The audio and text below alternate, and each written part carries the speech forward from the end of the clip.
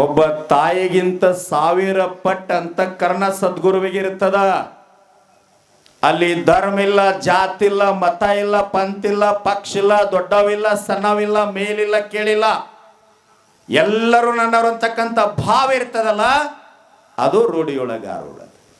ನಾನು ಮುಖಸ್ತುತಿ ಮಾಡುತ್ತಾ ಇಲ್ಲ, ನಂದೊಂದು ಸಂಕಲ್ಪ ಇದ್ರೆ ಬುದ್ಧಿ ಇವತ್ತು ನಿಮಗೆ ಹೇಳ್ತೀನಿ. ಸನ್ಯಾಸಿ ಸಂಕಲ್ಪ ಎಂದೂ ಸುಳ್ಳಾಗಂಗಿಲ್ಲ. ಜೋಡು ಕುರುಡಿ ಮಠದೊಳಗೆ ಪುರಾಣ ಮಾಡುವುದನ್ನು ನೋಡಿ, ಇದೆಲ್ಲ ಜನರನ್ನು ನೋಡಿ ಫೇಸ್ಬುಕ್ನಾಗ ನಾನು ಅಂತಿದ್ದೆ, ನಾನು ಒಂದು ಸಾರಿ ಆ ಮಠಕ್ಕೆ ಹೋಗ್ಬೇಕು, ಅಪ್ಪವ್ರ ದರ್ಶನ ತಗೋಬೇಕು, ಪುರಾಣ ಹೇಳಬೇಕಂತ ಸಿದ್ಧಾರೂಢ ಸಂಕಲ್ಪ ಮಾಡೀನಿ. ಸಿದ್ಧಾರೂಢಪ್ಪ ಇವತ್ತು ಸಹಿತ ಜೀವಂತದನ ಅಪ್ಪಗಳ ರೂಪದೊಳಗೆ. ನಾನು ಅಲ್ಲಿ ಸಿದ್ಧಾರೂಢ ಗದ್ದಿಗೆ ಕೈಲಾಸ ಮಂಟಪ ನೋಡಿದ್ರೆ ಒಂದು ಮಾತು ಹೇಳ್ತೀನಿ, ಯಾರೂ ತಪ್ಪು ತಿಳ್ಕೊಬೇಡ್ರಿ. ಬಹಳಷ್ಟು ಮಂದಿ ಜ್ಞಾನಿಗಳು ಹಳಿ ಅಂಗಿ ಕಳೆದ ಹೊಸ ಅಂಗಿ ಹಾಕೊಂಡು ಬರ್ತಾನಂದಾರ, ಹಸಿರು ಪೇಟ ಸುತ್ತಕೊಂಡು ಬರ್ತಾನಂದಾರ, ವೇಷ ಬದಲಾವಣೆ ಮಾಡ್ಕೊಂಡು ಬರ್ತಾನಂದಾರ. ಗುರು ತಿಳಿದು ನಮ್ಮ ಕರ್ತವ್ಯ ಇದ್ದಾಗ ಸದ್ಗುರುವಿನ ದರ್ಶನ, ಸ್ಪರ್ಶನ, ಸಂಭಾಷಣೆ ಮಾಡ್ಕೋಬೇಕು. ವಾದ ನಂತರ ಅಭಿಷೇಕ ಮಾಡಿದ್ರು ಬರುವುದಿಲ್ಲ, ವಾದ ನಂತರ ಬರುವುದಿಲ್ಲ. ಇದ್ದಾಗ ಉಪಯೋಗ ಮಾಡ್ಕೋಬೇಕು. ಜ್ಞಾನಿ ಯಾವ ರೂಪದೊಳಗೆ ಬರ್ತಾನೆ ಗೊತ್ತಿರುವುದಿಲ್ಲ, ಹೆಂಗಿರ್ತಾನೆ ಗೊತ್ತಿರುವುದಿಲ್ಲ. ಲಡ್ಡು ಮುತ್ಯಾನಂಗ ಬದುಕಿರ್ತದ, ಭಾಳ ಸರಳ ಇರ್ತಾರ, ನಮ್ಮ ಜೊತೆನೇ ಇರ್ತಾರ. ಆದ್ರೆ ಗುರು ತಚ್ಚ ಶರಣಾಗಿ ಯಾವ ರೂಪ ಯಾರು ತಗೊಂಡು ಬಂದಿರ್ತಾರ ಗೊತ್ತಿರುವುದಿಲ್ಲ. ಒಂದು ಮಾತನ್ನ ಹೇಳ್ತೀನಿ, ಇಲ್ಲಿ ವಿಠಲ್ಜಿ ಅವ್ರು ಮಾತನಾಡುವಾಗ ಅನುರೇನು ತೃಣ ಕಾಷ್ಟಾದಿಗಳೊಳಗೆ ದೇವರದಾನ ಅಂತ ಹೇಳಿದ್ರು. ಸಿದ್ಧಾರೂಢರಿಗೆ ಯಾರೋ ಪ್ರಶ್ನೆ ಮಾಡಿದ್ರಂತ, ಯಪ್ಪ ಇಷ್ಟೆಲ್ಲ ಶಾಸ್ತ್ರ ಹೇಳ್ತೀರಿ, ಪುರಾಣ ಹೇಳ್ತೀರಿ, ದೇವರಂದ್ರೆ ಯಾರಿಗಂತೀರಿ ಕೇಳಿದಾಗ ಸಿದ್ಧಾರೂಢಪ್ಪ ಅವ್ರು ಹೇಳಿದ್ರು, ಅಹಂ ಬ್ರಹ್ಮಾಸ್ಮಿ ಅಯಮಾತ್ ಬ್ರಹ್ಮ ಪ್ರಜ್ಞಾನಂ ಬ್ರಹ್ಮ ತತ್ ತೋಮಸಿ, ಅಂದ್ರೆ ನೀನ ದೇವರದಿ ಅಂತ ಹೇಳಿದ್ರು. ಒಬ್ಬ ಎದ್ದು ನಿಂತ ಮುಗ್ಧ ರೈತಿದ್ದವ, ಯಪ್ಪ ನೀನ ದೇವರದಿ ಅಂತ ನನಗೆ ಹೇಳಿದಿ, ನನಗೆ ಅಕ್ಷರ ಓದ್ಲಿಕ್ಕೆ ಬರೋದಿಲ್ಲ, ಜ್ಞಾನ ಇಲ್ಲ, ಆದ್ರೆ ನಾನಾ ದೇವರಂತ ನನಗೆ ಗೊತ್ತಾಗಬೇಕಲ್ರಿ ಎಂದವ. ಸರಿ ಐತಪ್ಪ ಅಂದರು. ಮತ್ತೆ ಹೆಂಗ ತಿಳಿಯೋದ್ರಿ? ಭಾಳ ಸರಳವಾಗಿ ಹೇಳಿದ್ರು ಸಿದ್ಧಾರೂಢಪ್ಪವ್ರು.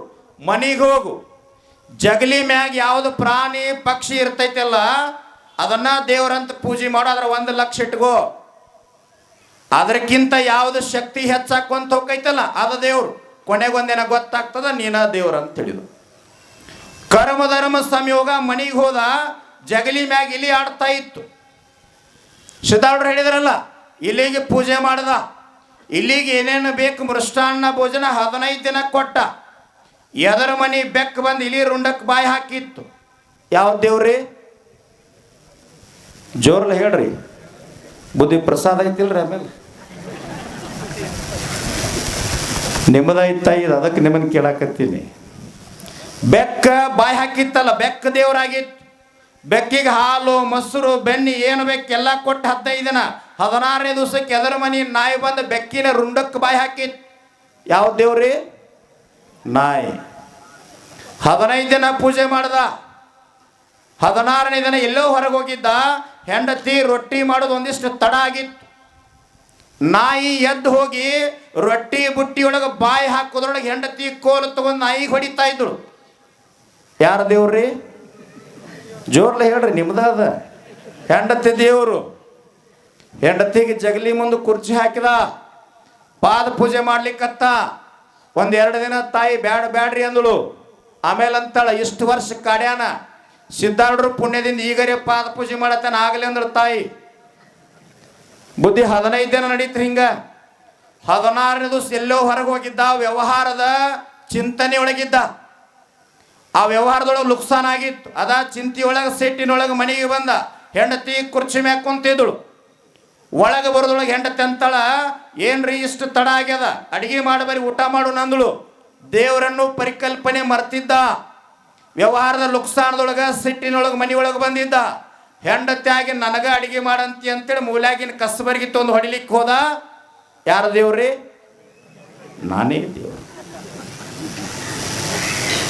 ಅದಕ್ಕೆ ಬಸವಣ್ಣ ಹೇಳ್ಯಾನ, ಕಲ್ಲು ದೇವರು ದೇವರಲ್ಲ, ಮಣ್ಣು ದೇವರು ದೇವರಲ್ಲ, ಮರದಿಂದ ಮಾಡಿದ ದೇವರು ದೇವರಲ್ಲ, ಪಂಚಲೋಹಗಳಿಂದ ಮಾಡಿದ ದೇವರುಗಳು ದೇವರಲ್ಲ, ಸೇತುಬಂಧ, ರಾಮೇಶ್ವರ, ಗೋಕರ್ಣ, ಕೇದಾರ ಮುಂತಾದ ಪುಣ್ಯಕ್ಷೇತ್ರದಲ್ಲಿರ್ತಕ್ಕಂಥ ದೇವರುಗಳು ದೇವರಲ್ಲ. ತನ್ನ ತಾನರಿತು ತಾನಾರೆಂದು ತಿಳಿದೊಡೆ ತಾನೇ ದೇವನೋಡ ಪ್ರಮಾಣ ಕೂಡಲ ಸಂಗಮ ದೇವ ಅಂತ ಬಸವಣ್ಣ ಹೇಳ. ಇದನ್ನು ಸಿದ್ಧಾರೂಢರು ಸರಳವಾಗಿ ತಿಳಿಸಿ ಹೇಳ್ತಾ ಇದ್ರು. ಯಾರೋ ಬಂದ, ಸೊಲ್ಲಾಪುರದಿಂದ ಬಂದಿದ್ದ. ಬಂದ ಏನಂತಾನಂದ್ರ, ಬುದ್ಧಿ ಪುರಾಣ ಹೇಳಬೇಡ್ರಿ, ಶಾಸ್ತ್ರ ಹೇಳಬೇಡ್ರಿ, ಮುಕ್ತಿ ಅಂದ್ರೆ ಒಂದ ಮಾತನಾಗ ಹೇಳ್ರಿ, ನಾ ಹಂಗ ಬದುಕ್ತೀನಿ ಅಂದವ. ಸಿದ್ಧಾರೂಢರು ಎಷ್ಟು ಸರಳವಾಗಿ ಹೇಳಿದ್ರಂದ್ರ, ತಮ್ಮ ಇದ್ದಂಗಿರಬೇಕು, ಇಲ್ಲದಂಗಿರಬೇಕು, ಇದಕ್ಕೆ ಜ್ಞಾನ ಕೊಟ್ಟ ಬ್ರಹ್ಮಜ್ಞಾನಿ ಒಂದನ ಕರಿತನ, ಸುಮ್ಮನೆ ಎದ್ದು ಹೋಗುವಂಗಿರ್ಬೇಕದ ಮುಕ್ತಿ ಅಂತ ಹೇಳಿದರು. ಒಂದು ಮಾತಿನೊಳಗೆ ಮುಕ್ತಿಯನ್ನು ತಿಳಿಸಿಕೊಟ್ಟಿದ್ರು ಸಿದ್ಧಾರೂಢಪ್ಪ. ಒಮ್ಮೆ ಒಬ್ಬ ಗಂಡ ಹೆಂಡತಿ ಸಮಸ್ಯೆ ಸಿದ್ಧಾರೂಢರ ಮಠಕ್ಕೆ ಬಂದಿತ್ತು. ಇಡೀ ಹುಬ್ಬಳ್ಳಿ ಪರೀಕ್ಷೆ ಮಾಡ್ಲಿಕ್ಕೆ ಸಿದ್ಧಾರೂಢರ ಬಳಿ ಬರ್ತದೆ. ಮೂಲಾ ನಕ್ಷತ್ರದೊಳಗೆ ಮಗು ಹುಟ್ಟಿತ್ತು. ಒಬ್ಬ ಜ್ಯೋತಿಷ್ಯ ಹೇಳಿದ್ದ, 3 ತಿಂಗಳೊಳಗೆ ತಂದೆ ಸಾಯ್ತಾನ, ಇಲ್ಲಾಂದ್ರೆ ಮಗ ಸಾಯ್ತದ ಅಂತ ಹೇಳಿದ್ದ. ಅದಕ್ಕ ಒಂತನ ಹೆಂಡತಿಗೆ ಮಗನ್ನ ಕೊಂದು ಬಿಡೋನು, ನಾವು ಜೀವಂತಿರೋನು ಅಂದಿದ್ದ. ಆದ್ರೆ ಹೆಂಡತಿ ಸಿದ್ಧಾರೂಢಪ್ಪ ಅವ್ರ ಭಕ್ತ ಆಗಿದ್ದಳು. ಓಡಿ ಮಠಕ್ಕೆ ಬರ್ತಾಳ. ಯಪ್ಪ ಹಿಂಗಾಗ್ಯದ್ರಿ ಅಂತಂದಾಗ, ನಿನ್ನ ಗಂಡನ ಜ್ಯೋತಿಷ್ಯ ಎಲ್ಲಾರನ್ನು ಕರ್ಕೊಂಡು ಬಾ ಅಂತ ಹೇಳಿದ್ರು. ಎಲ್ಲರೂ ಬಂದರು. ಜ್ಯೋತಿಷ್ಯಗಾರ ಬಂದ. ಇಡೀ ಹುಬ್ಬಳ್ಳಿ ಎಲ್ಲ ನಾಡಿನ ಜನ ಎಲ್ಲ ಅಲ್ಲಿ ಸೇರಿದ್ರು. ಹುಬ್ಬಳ್ಳಿ ಸಿದ್ಧಾರೂಢರದ್ದು ಹೆಚ್ಚಾಗ್ತದೋ ಜ್ಯೋತಿಷ್ಯಗಾರಂದು ಹೆಚ್ಚಾಗ್ತದೋ ಅಂತ ಹೇಳಿ ಅವಾಗ ಸಿದ್ಧಾರೂಢರು ಜ್ಯೋತಿಷ್ಯಗಾರಗಂತಾರ, ಏನು ಹೇಳ್ತದವ ನಿನ್ನ ಜ್ಯೋತಿಷ್ಯ ಅಂದಾಗ, ಹಂಗಲ್ರಿ ಅಪ್ಪ, ಹುಟ್ಟಿದ ಸಮಯ ಬರದೀನ್ರಿ, 3 ತಿಂಗಳೊಳಗೆ ಮಗು ಸಾಯ್ಬೇಕ್ರಿ, ಇಲ್ಲಾಂದ್ರೆ ತಂದೆ ಸಾಯ್ತಾನ್ರಿ ಅಂತದ ಅಂತ. ಅವಾಗ ಸಿದ್ಧಾರೂಢರು ಉದ್ಗಾರ ತೆಗಿತಾರ, ಯಾವಾಗ ಜನ್ಮ ಆಗ್ತದ ಅವಾಗ ನಿನ್ನ ಜ್ಯೋತಿಷ್ ಚಲೋ ಆಗ್ತದ. ಜಗದ್ಗುರು ಈ ಸಿದ್ಧಾರೂಢರ ಜ್ಯೋತಿಷ್ ಯಾವಾಗ ಚಾಲು ಆಗ್ತದ ಅಂದ್ರ, ಈಗ ತಾನೇ ತಾಯಿ ಗರ್ಭದೊಳಗೆ ಮೂಡ್ತಕ್ಕಂಥ ಪಿಂಡಕ್ಕೂ ಮುಕ್ತಿ ಕೊಡೋ ತಾಕತ್ತು ಸಿದ್ಧಾರೂಢರಿಗೈತಿ. ಆ ತಾಯಿ ಯಾವಾಗ ಗರ್ಭದೊಳಗೆ ಪಿಂಡ ಮೂಡೈತಲ್ಲ ಅವಾಗ ಸಿದ್ಧಾರೂಢರ ಜ್ಯೋತಿಷ್ ಚಲೋ ಆಗ್ಯದ. 3 ತಿಂಗಳೊಳಗೆ ಕೂಸು ಸಾಯಂಗಿಲ್ಲ, ಅದು 100 ವರ್ಷ ಬದುಕ್ತದ, ಅವ್ರ ಅಪ್ಪನೂ 100 ವರ್ಷ ಬದುಕ್ತಾನೆ. ಇದು ಸಿದ್ಧಾರೂಢರ ಜ್ಯೋತಿಷ್ಯ ಸಾರ್ ಅಂತ ಹೇಳಿದ್ರು. ಎಷ್ಟು ಸರಳವಾಗಿ ತಿಳಿಸಿ ಹೇಳ್ತಾ ಇದ್ರು, ಎಷ್ಟು ಸೂಕ್ಷ್ಮವಾಗಿ ಅವರು ತಿಳಿಸಿ ಹೇಳ್ತಾ ಇದ್ರು. ಒಮ್ಮೆ ಸಿದ್ಧಾರೂಢರು ಕುಂದಗೋಳ ಭಾಗಕ್ಕೆ ಹೋಗಿರುತ್ತಾರೆ. ಹೋದಾಗ ಬಹಳ ಶ್ರೀಮಂತನ ಮನಿ, ಅದು 5 ಅಂತಸ್ತಿನ ಮನಿ. ಕಂಪೌಂಡ್ ಒಳಗೆ ಮನಿ ಹತ್ತಿರ್ತದ. ಕಂಪೌಂಡ್ ಒಳಗೆ ಹೋಗಿ ನಿಲ್ತಾರ. ಮಾಲಕ ಕೆಳಗೆ ಬರ್ತಾನ, ನನ್ನ ಮನಿ ಕಂಪೌಂಡ್ ಒಳಗೆ ನಿಂತಿಯಲ್ಲಪ್ಪ, ಇದನ್ನೇನು ಧರ್ಮಶಾಲೆ ಮಾಡಿ ಏನಂತಂದಾಗ ಸಿದ್ಧಾರೂಢಪ್ಪ ಅವ್ರು ಉದ್ಗಾರ ತೆಗಿತಾರಪ್ಪ, ಹೌದಪ್ಪ ಧರ್ಮಶಾಲಿನದ, ಅದಕ್ಕೆ ಬಂದು ನಿಂತೀನಿ ಅಂದ್ರು ಅವ್ರು. ಅದು ಹೆಂಗೆ ಧರ್ಮಶಾಲೆ ಆಗ್ತದ್ರಿ? ನಮ್ಮ ಅಜ್ಜ ಕೋಟಿ ಕೋಟಿ ಖರ್ಚು ಮಾಡಿ ಮನಿ ಕಟ್ಟ್ಯಾನ, ಇದು ಹೆಂಗೆ ಧರ್ಮಶಾಲೆ ಆಗ್ತದ ಅಂದಾಗ ಸಿದ್ಧಾರೂಢರು ಹೇಳ್ತಾರ, ಇವತ್ತು ಈ ಮನಿ ಒಳಗೆ ನೀನು ವಾಸದಿಯಪ್ಪ, ಇದ್ರ ಹಿಂದೆ ಯಾರಿದ್ರು ಅಂತಂದ್ರು. ನಮ್ಮಪ್ಪ ಇದ್ರಿ. ಅದರ ಹಿಂದೆ ಅವರಪ್ಪ ಅವರಪ್ಪ ಅವರಪ್ಪ ಹಿಂಗ ಹೇಳ್ಕೊಂತ ಹೋದ. ಅವಾಗ ಸಿದ್ಧಾರೂಢರು ಅಂತಾರ, ತಮ್ಮ ಹಳೆ ಮಂದಿ ಹೋಗ್ತದ, ಹೊಸ ಮಂದಿ ಬರ್ತದ, ಅದಕ್ಕೆ ಧರ್ಮಶಾಲೆ ಅಂದೀನಿ ಅಂತಂದ್ರು. ಈ ಧರ್ಮಶಾಲೆಯೊಳಗ ಯಾತ್ರೆ ಮಾಡ್ಲಿಕ್ಕೆ ನಾವು ಬಂದೀವಿ. ಹೇಗಿರಬೇಕು? ಎಲ್ಲೆಲ್ಲಿ ಸಿದ್ಧಾರೂಢರು ಇದ್ರಂತಂದ್ರ, ಹುಬ್ಬಳ್ಳಿ ಒಳಗಿದ್ರು, ಮದ್ರಾಸ್ ಒಳಗಿದ್ರು, ಕುಂದಗೋಳದೊಳಗಿದ್ರು, ಎಲ್ಲಾ ಭಾಗದೊಳಗೆ ಸಿದ್ಧಾರೂಢರ ದರ್ಶನ ಕೊಟ್ಟಾರ. ಇವತ್ತೇನು ಹುಬ್ಬಳ್ಳಿ ಸಿದ್ಧಾರೂಢರ ಮೂರ್ತಿ ಐತಲ್ಲ, ಆ ಮೂರ್ತಿಯನ್ನ ಕೆತ್ತುವಾಗ ಕೆತ್ತನೆ ಕಾರ ಜೋರ್ಲೆ ಮೊಳಕಾಲಿಗೆ ಉಳಿ ಹಚ್ಚಿದರ ರಕ್ತ ಬಂದದ. ಅನುರೇನೋ ತೃಣ ಕಾಷ್ಟಾದಿಗಳ ಗುರುವದಾನ ದೈವದ ಹುಡುಕ್ಯಾಡಕತ್ತೀವಿ ನಾವು. ಕಳ್ಕೊಂಡು ಹುಡುಕಬೇಡ. ಬುದ್ಧಿ ಸಮಯ ಆತೇನ್ರಿ? ಇನ್ನೊಂದು 2 ಮಾತು ಹೇಳಿ ಮುಗಿಸ್ತೇವೆ. ಸಿದ್ಧಾರೂಢರದ್ದು ಬಿಡೋನು ಒಂದು ಕಾಲಜ್ಞಾನ ಹೇಳಿ ನಾವು ಮಾತು ಮುಗಿಸ್ತೇವೆ. ಇದು ಕಲಿಯುಗ. ಬಹಳ ಜನ ಮಹಾತ್ಮರ ಕಾಲಜ್ಞಾನ ಬರದಾರ.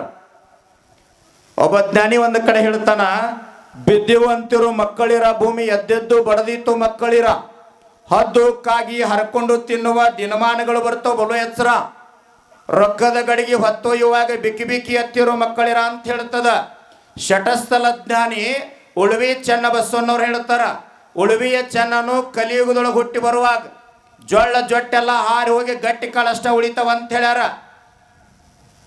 ಸಿದ್ಧಾರೂಢರ ಆಶೀರ್ವಾದದಿಂದ, ಚಿದ್ಗನಾನಂದ ಮಹಾಸ್ವಾಮಿಗಳ ಆಶೀರ್ವಾದದಿಂದ ಕೋವಿಡ್ದೊಳಗೆ ನಮಗೆ ಏನೂ ಆಗ್ಲಾರ್ದು ಜೀವಂತ ಅದೀವಂದ್ರೆ ನಾವೆಲ್ಲ ಗಟ್ಟಿ ಕಾಳದೀವಿ. ಮತ್ತು ಗಟ್ಟಿ ಕಾಳದಿವಂತ ಏನು ಬೇಡಬೇಕು? ಸಿದ್ದಾಡ್ರ ಗದಿಗೆ ಹನಿ ಹಚ್ಚಿ ಏನು ಬೇಡಬೇಕು? ಜೋಡು ಕುರುಳಿ ಗ್ರಾಮದೊಳಗಿರ್ತಕ್ಕಂಥ ಎಲ್ಲ ಜನ ಆನಂದವಾಗಿರ್ಬೇಕು. ಕರ್ನಾಟಕದೊಳಗಿರ್ತಕ್ಕಂಥ ಎಲ್ಲ ಜನ ಧರ್ಮಾತೀತ, ಪಕ್ಷಾತೀತ, ಜಾತ್ಯತೀತವಾಗಿ ಎಲ್ಲ ಆನಂದ ಇರ್ಬೇಕಂತ ಬೇಡಬೇಕು. ನಾವೇನು ಬೇಡಕತ್ತೀವಿ? ಭಾಳ ದೂರಿಂದ ಬೇಡ. ಇಲ್ಲೇ ನಿಮ್ಮ ರಾಯಬಾಗ್ ತಾಲೂಕಿನ ಕನದಾಳದೊಳಗೆ 20 ದಿನದಿಂದ ಒಂದು ಘಟನೆ ನಡೆದದ. ಹುಲಿಕಾಂತೇಶ್ವರ ದೇವಸ್ಥಾನದ ಹುಂಡಿ ಹೊಡೆದಾರ. ಎಲ್ಲ ಹಿರಿಯರ ಕೂಡ್ಯಾರ. ಲಕ್ಷ ಲಕ್ಷ ಹಣ ಸಂಗ್ರಹ ಆಗ್ಯದ. ಅದರೊಳಗೆ ಒಂದು ಚೀಟಿ ಬಂದದ. ತಾಯಿ ಬರ್ದಾಳ. ಏನು ಬರ್ದಾಳ ಅಂದ್ರೆ, ಹುಲಿಕಾಂತೇಶ್ವರ ಮುಂದಿನ ವರ್ಷ ಜಾತ್ರೆಗೆ ಬಂದಾಗ ಸಾಕಷ್ಟು ಹಣ ಹುಂಡಿ ಒಳಗೆ ಹಾಕ್ತೀನಿ, ದೀಡ್ ನಮಸ್ಕಾರ ಹಾಕ್ತೀನಿ, ಭಕ್ತಿ ಮಾಡ್ತೀನಿ. ಆದ್ರೆ ನಮ್ಮ ಅತ್ತಿ ಮಾವ ಭಾಳ ಕಾಡ್ಲಿಕ್ಕತ್ತಾರ, ಸಾಯುವಂಗ ಆಶೀರ್ವಾದ ಮಾಡು. ಬುದ್ಧಿ ನಡೆದ್ರಿ ಮನೆ ಇಲ್ಲೇ ಕನ್ನಡದು ಗತ್ತರಿಗೊಳಗಾಗಿತ್ರಿ. ಮನೆ ನಮ್ಮಲ್ಲಿ ನಡೆದದ್ರಿ.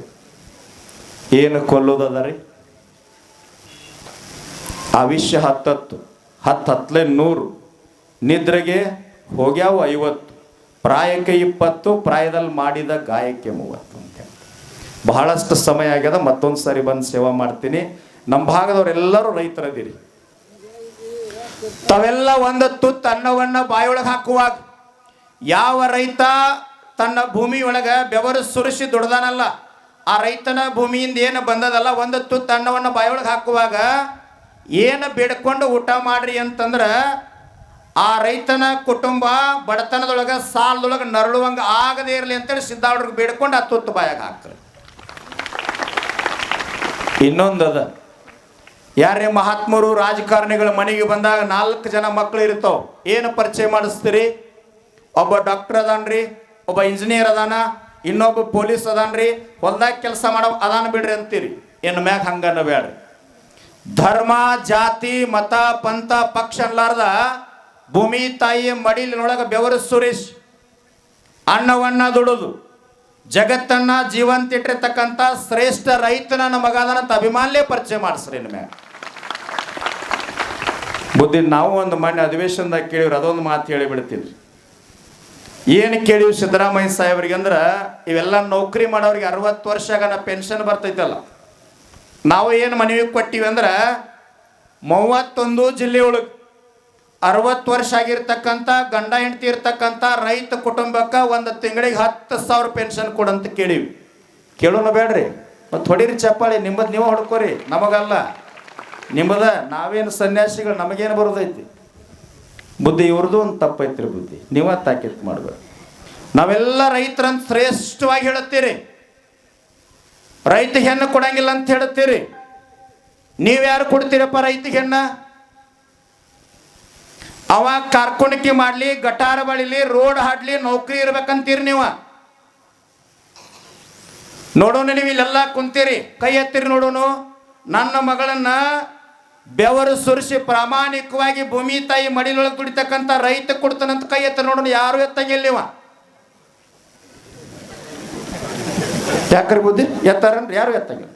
ನಾವು ರೈತರು. ಏನ್ರಿ? ಇಂಚಗೇರಿ ಮಠದ ಮಾಧವಾನಂದ ಪ್ರಭುಜಿಯವ್ರು ಹೇಳುತ್ತಿದ್ರು, ಸರ್ಕಾರಿ ನೌಕರಿ ಅಂದ್ರೆ ಚಾಕ್ರಿ ಅದು ಅಲ್ರಿ. ಒಂದು ವಿಚಾರ ಮಾಡ್ಕೋರಿ, ನಾವು ಜಮೀನ್ದಾರ ಅದೀವಿ. ಜಗತ್ತಿಗೆ ಅನ್ನ ಹಾಕಿ ಜೀವಂತ ಇಟ್ಟಿರ್ತಕ್ಕಂಥ ಜಮೀನ್ದಾರ್ ಯಾರಂತಂದ್ರೆ ರೈತ. ನಾವು ದೊಡ್ಡವರು ಹೇಳಕ್ಕಷ್ಟ. ನೀವೆಲ್ಲ ದುಶ್ಚಟ ಮುಕ್ತ ಸಮಾಜ ನಿರ್ಮಾಣ ಮಾಡಬೇಕಂತಂದ್ರೆ ಈ ಊರು ಪುಣ್ಯದ ಭೂಮಿ ಅದ. ಯಾಕದ ಅಂತಂದ್ರೆ ಇಂಥ ಮಹಾತ್ಮರು ಈ ಊರಾಗದಾರ. ಭಾಳ ಜನ ಮಠ ಅದಾವ, ಭಾಳ ಕಡೆ ಕಸ ಹೊಡೆಯವ್ರು ದಿಕ್ಕಿಲ್ಲ. ಮಠ ಭಾಳ ಅದಾವ, ಕಸ ಹೊಡೆಯವ್ರು ದಿಕ್ಕಿಲ್ಲ. ಈ ಊರು ಹೆಂಗದಂದ್ರೆ ಪುಣ್ಯದ ಭೂಮಿ. ಒಬ್ಬ ಶ್ರೇಷ್ಠ ಸನ್ಯಾಸಿಯನ್ನ ಸಿದ್ಧಾರೂಢರ ಪ್ರತಿ ಅವತಾರವನ್ನು ಈ ಪುಣ್ಯ ಭೂಮಿ ಜಗ್ಗ್ಯದ ಅಂತಂದ್ರೆ ಕರ್ಕೊಂಡು ಬಂದದಂದ್ರೆ ನಿಮ್ಮ ಊರಾಗ ಇಟ್ಕೊಂಡದಂದ್ರೆ ಈ ಪುಣ್ಯದ ಭೂಮಿ ಅದ. ನಿಮ್ಮೆಲ್ಲ ಭಕ್ತಿ ತಾಕತ್ತಿನಿಂದ ಮಹಾತ್ಮರು ಇಲ್ಲಿ ಬಂದಾರ. ಅದಕ್ಕೊಂದು ವಿನಂತಿ ಮಾಡ್ಕೊಡ್ತೀನಿ. ಶರೀಫ್ ಒಂದ ಮಾತೇಳನ, ಹುಟ್ಟಿದ್ದು ಹೊಲಿ ಮನಿ, ಬಿಟ್ಟು ಹೊಂಟು ಕಾಯಿ ಮನಿ. ಎಷ್ಟಿದ್ದಾರೆ ಏನಿದು? ಖಾಲಿ ಮನಿ. ವಸ್ತಿ ಇರುವ ಮನೆ, ಗಸ್ತಿ ತಿರುಗುವ ಮನಿ, ಶಿಸ್ತಿಲಿರುವ ಶಿವನ ಮನಿ ಅದ.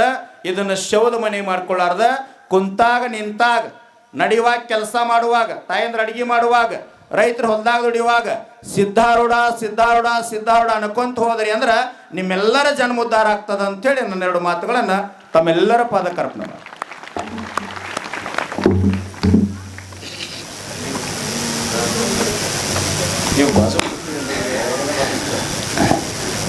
ಸಿಡಿಲ ಸಂತ ಅಂತ ವಿವೇಕಾನಂದರನ್ನು ಕರೀತಾರೆ.